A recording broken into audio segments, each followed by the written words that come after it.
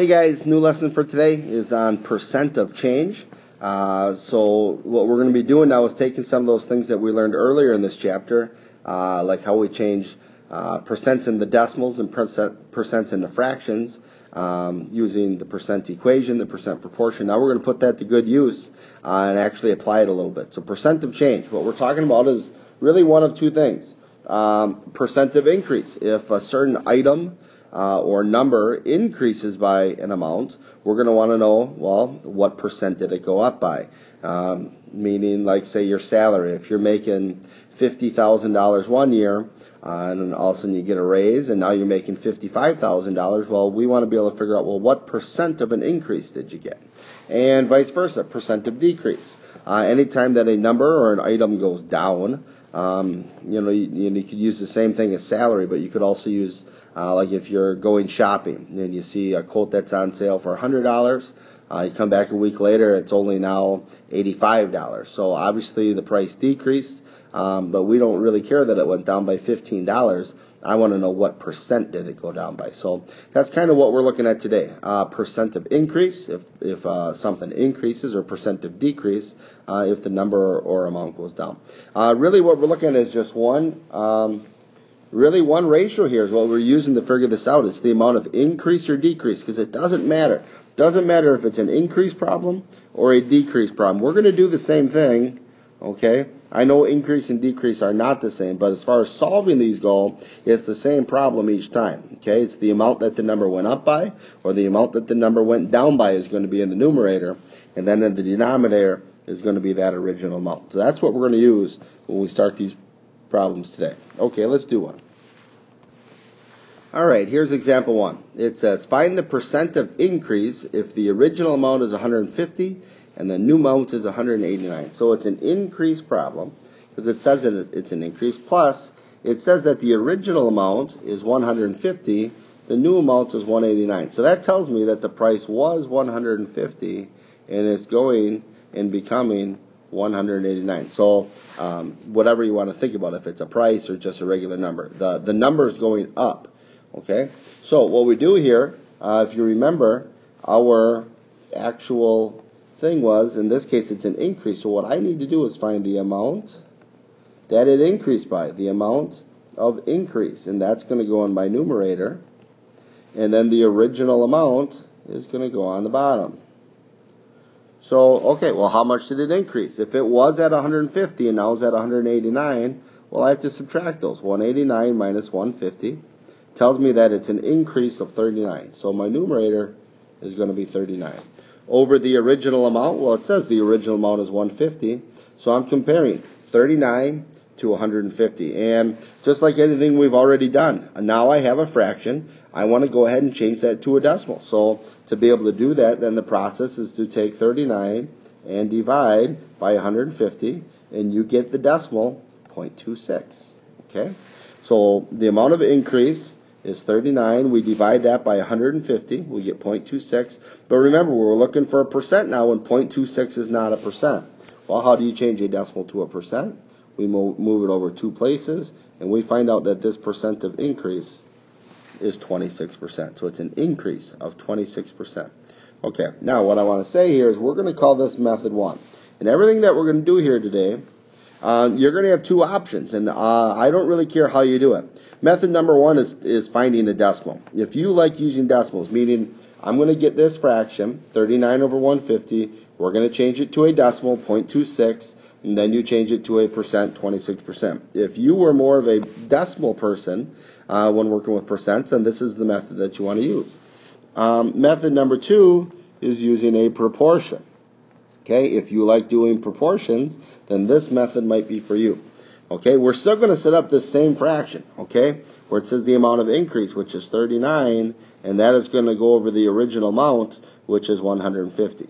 Okay, now, instead of changing it to a decimal this time, we know another way to make it a percent. 39 over 150. Anytime you have a fraction, we want to change this into some number over 100. So 39 over 150 to set up a proportion. I'm going to try to find out the percent, which is on top, over 100.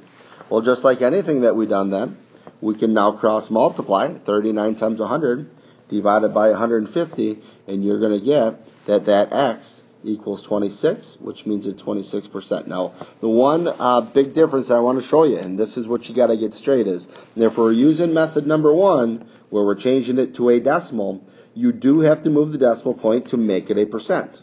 Okay, that's what happens when you work with decimals. Method number 2, when you're doing proportions, you're not going to have to move the decimal point because the answer you're getting is going to end up over 100, and that means it's a percent already. So no need to move the decimal point when you're doing proportions. Okay, next problem.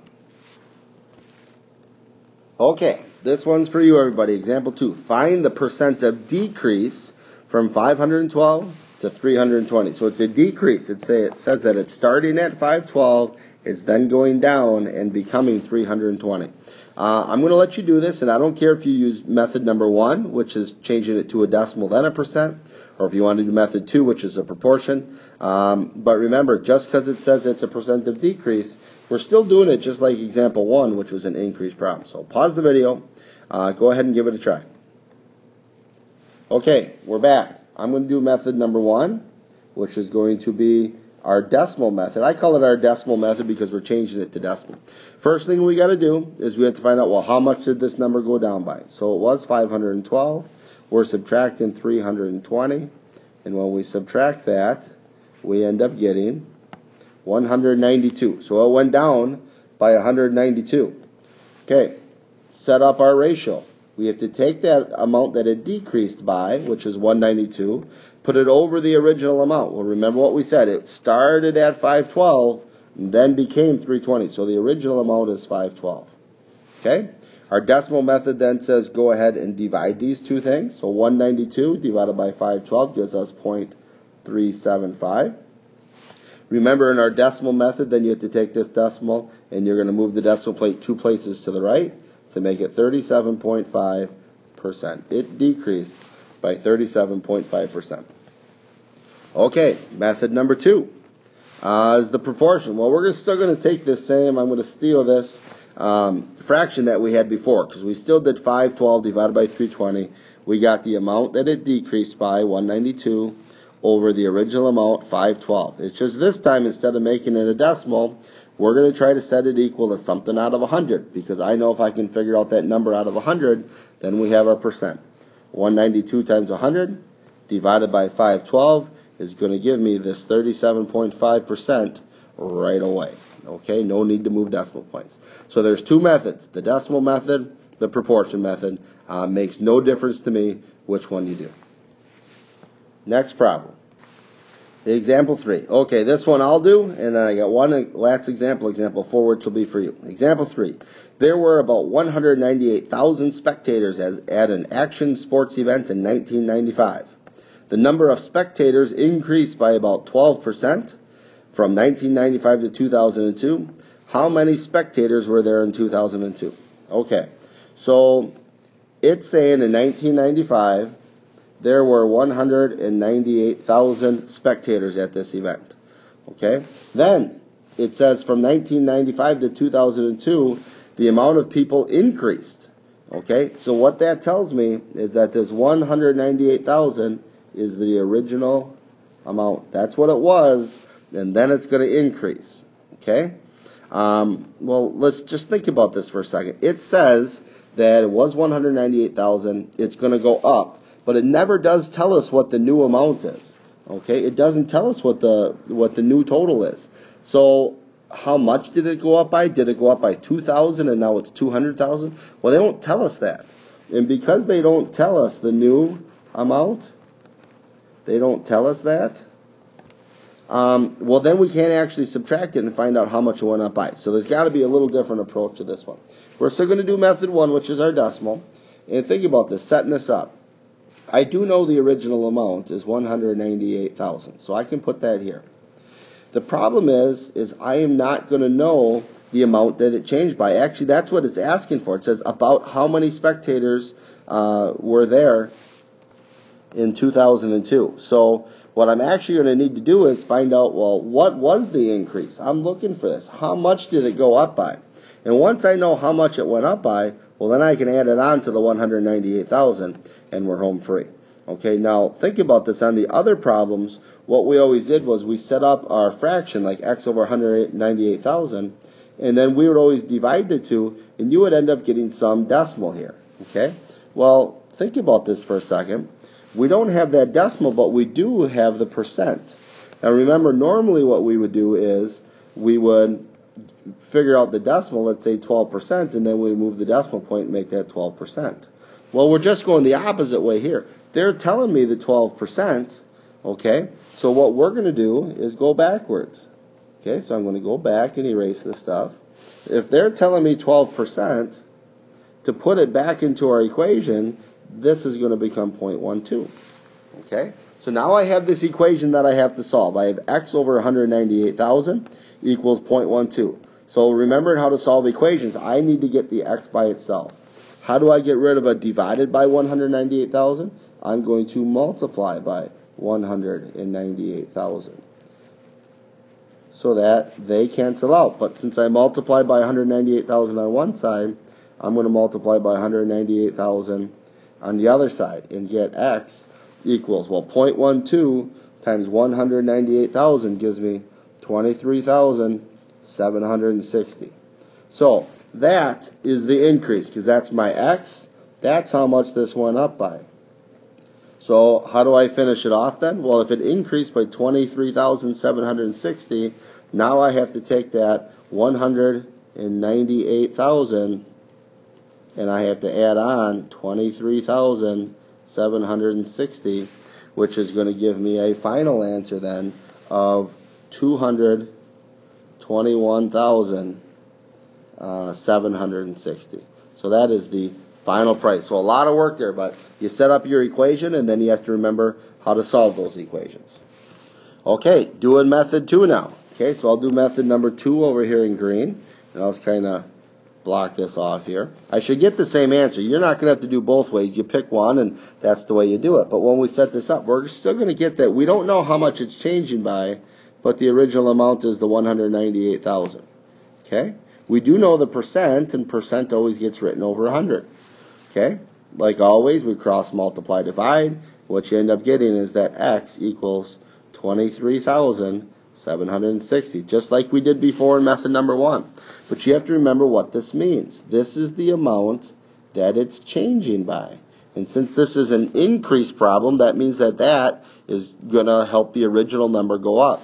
So we have to take that 23,760, and again, we add it to the original amount, which is 198,000, and that's where we get that same answer, the 221,760. So your choice which method you want to do, method 1 or method 2. Okay, one last problem. This one's for you guys to do, everybody. So, example 4. In 1983, the average price of a CD was $21.50.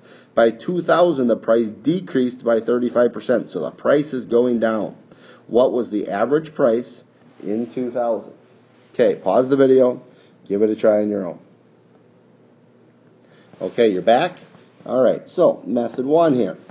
Again, what they're telling us is the average price in 1983 was $21.50. Okay, and then it says by 2000. So this is the $21.50 is our original price. So that's going on the bottom. It doesn't ever tell me what the price was in 2000. That's actually what I'm looking for. So because I don't know the new amount, I also don't know how much it changed by. I know it's going to be bigger than $21.50, the new price, because it said that actually it's going to be less than $21.50 because it does tell me that it decreased. But I don't know how much it decreased by, so that's my x. I know it decreased by 35%, and what I do is I have to make that a decimal. Okay, so there's our equation that we have to solve. I get rid of the divided by 2150 by multiplying by 2150 slash kill.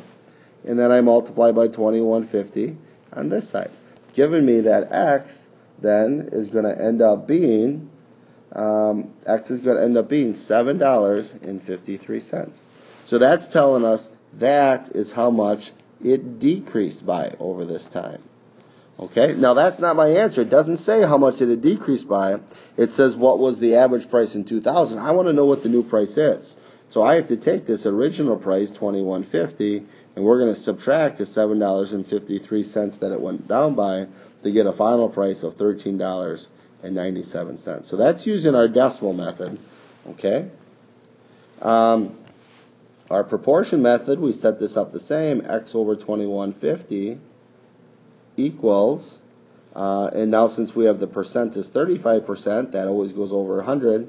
As always, we cross multiply, divide, and you're still going to get that x being 753. So it's really kind of two different methods to get to this one spot, the 753. But again, you have to realize that that is the amount that is being decreased by. And if it's decreasing by that, then we take the 2150, we minus the 753 just like before, and we're still going to do the 1397 was the new average price of the CDs. Okay, guys, that's a lot to throw at you. A couple different methods today. Setting it up with an equation and a decimal compared to setting it up with a proportion. So your choice on how you want to do it. Maybe give them both a try and see what you like better. Okay, that's our lesson for today.